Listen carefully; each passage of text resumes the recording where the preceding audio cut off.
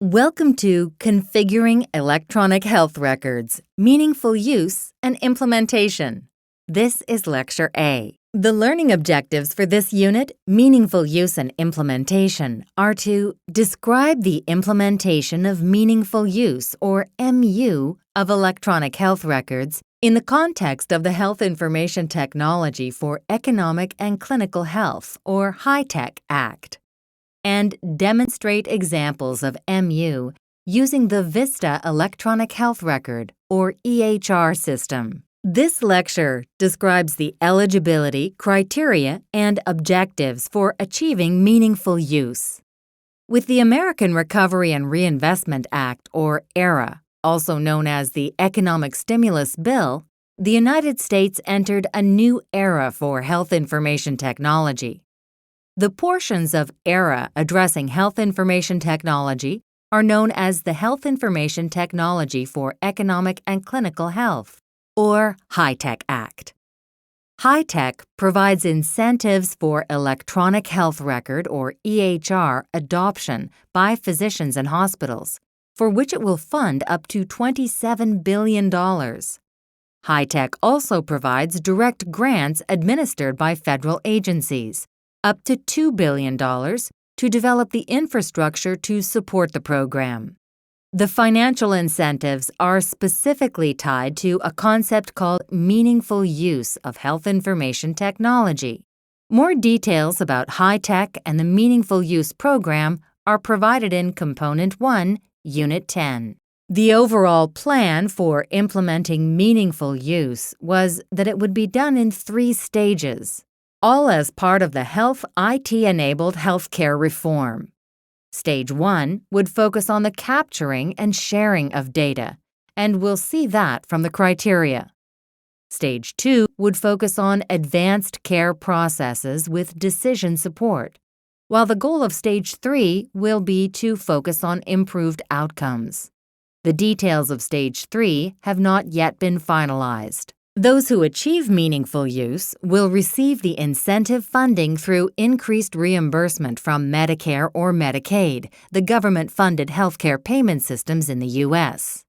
The rules differ slightly whether funding is obtained through Medicare or Medicaid, but they have the same general concept. One group that will receive funding is eligible professionals, or EPs. Several different types of professionals are eligible under Medicare or Medicaid. Physicians, osteopaths, and dentists will qualify under both. Podiatrists, optometrists, and chiropractors will be eligible under Medicare. Certified nurse midwives, nurse practitioners, and physician assistants who work at certain types of health centers, that is, federally qualified health centers, will be eligible under Medicaid. One of the initial controversies concerned hospital-based eligible professionals, in particular physicians who work in hospitals. Under the original legislation, they were not eligible, although the hospitals that they worked for were eligible. However, additional legislation was passed that changed the definition of hospital-based eligible professionals, so that more physicians who work in hospitals could become eligible.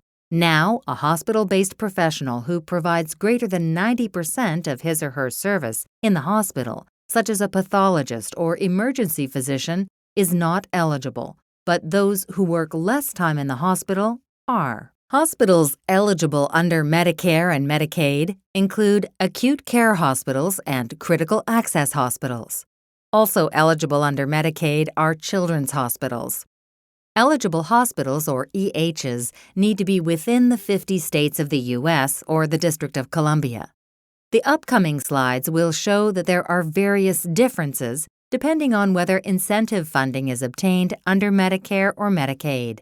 This slide gives an overview of how the Meaningful Use program has been operationalized, with the warning that there will be a great deal of detail included here and in the following slides. It's most important, though, to keep one's eye on the big picture. In the Meaningful Use program, recall that there are eligible professionals, eligible hospitals, and critical access hospitals, and that they need to meet 3 requirements to receive reimbursement funds. One requirement is meeting the meaningful use objectives in the various stages. In the original stages 1 and 2, each had 2 sets of objectives. The first set of objectives were the core objectives. All of the core objectives had to be met. For the second set of objectives, users could choose a required number from a larger menu of options. Recently, Stage 2 has been modified to have only core objectives. In addition, the draft criteria for Stage 3 have been released.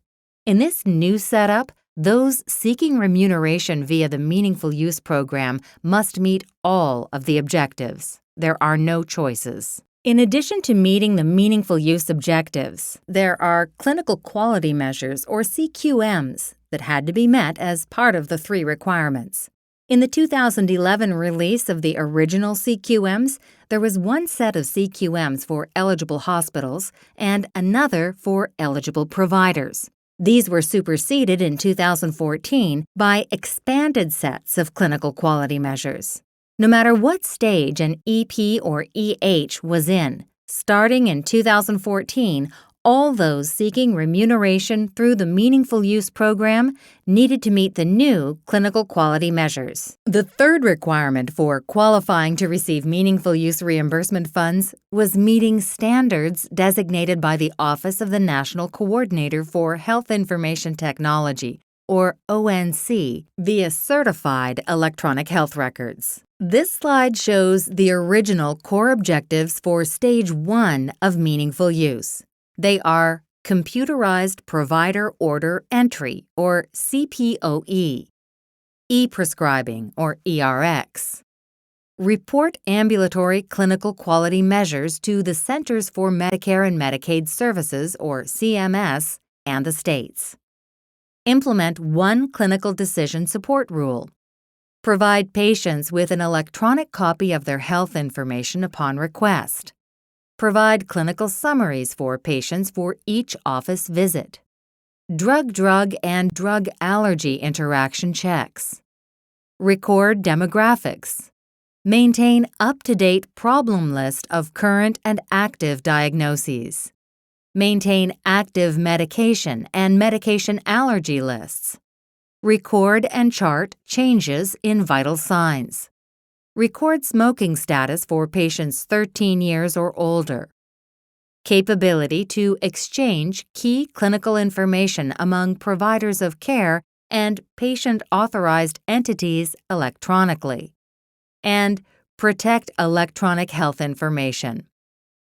Early Meaningful Use program participants had to achieve each of these objectives during Stage 1 to get their first payments under the HITECH Act. This slide lists the menu objectives for Stage 1 that are common to both eligible professionals and eligible hospitals.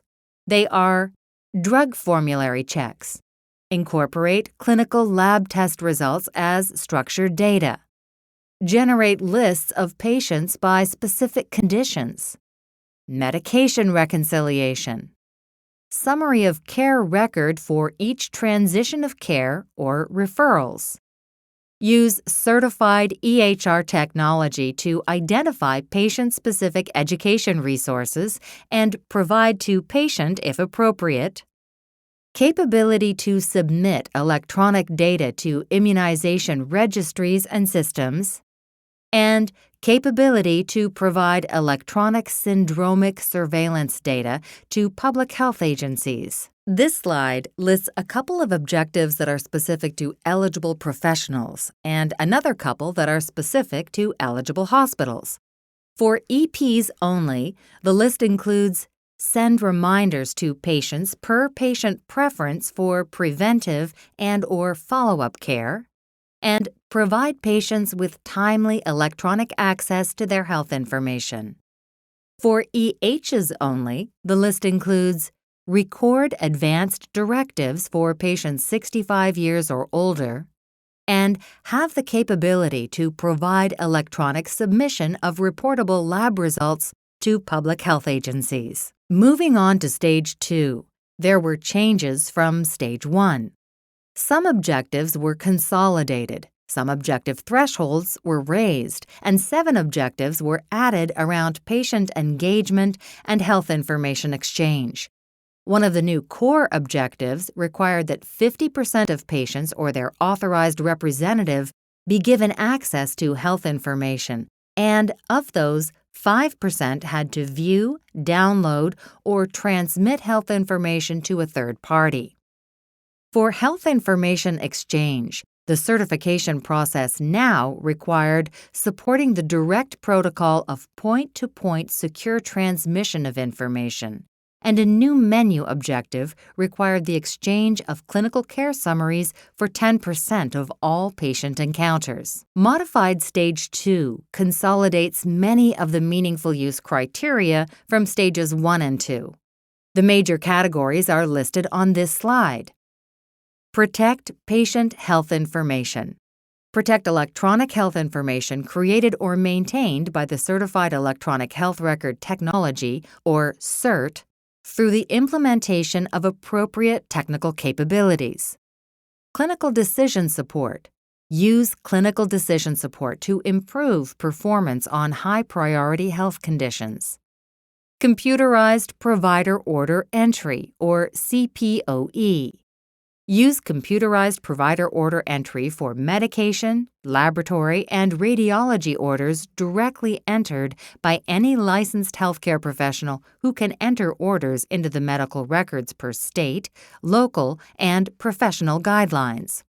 Electronic prescribing, or ERx. EPs generate and transmit permissible prescriptions electronically. EHs generate and transmit permissible discharge prescriptions electronically. Health Information Exchange, or HIE. The EP or EH that transitions their patient to another setting of care or provider of care or refers their patient to another provider of care provides a summary care record for each transition of care or referral. Patient-specific education. Use clinically relevant information from CERT to identify patient-specific education resources and provide those resources to the patient. Medication reconciliation. The EP or EH that receives a patient from another setting of care or provider of care or believes an encounter is relevant performs medication reconciliation. Patient electronic access. EPs provide patients the ability to view online, download, and transmit their health information within 4 business days of the information being available to the EP. EHs provide patients the ability to view online, download, and transmit their health information within 36 hours of hospital discharge. Secure electronic messaging. EPs use secure electronic messaging to communicate with patients on relevant health information. And public health reporting. The EP or EH is in active engagement with a public health agency to submit electronic public health data from CERT, except where prohibited, and in accordance with applicable law and practice. This concludes Lecture A of Meaningful Use and Implementation. In summary, this lecture described the Meaningful Use program of the HITECH Act. This program provides financial incentives for the meaningful use of health information technology, where the criteria for use must be met by eligible professionals and eligible hospitals.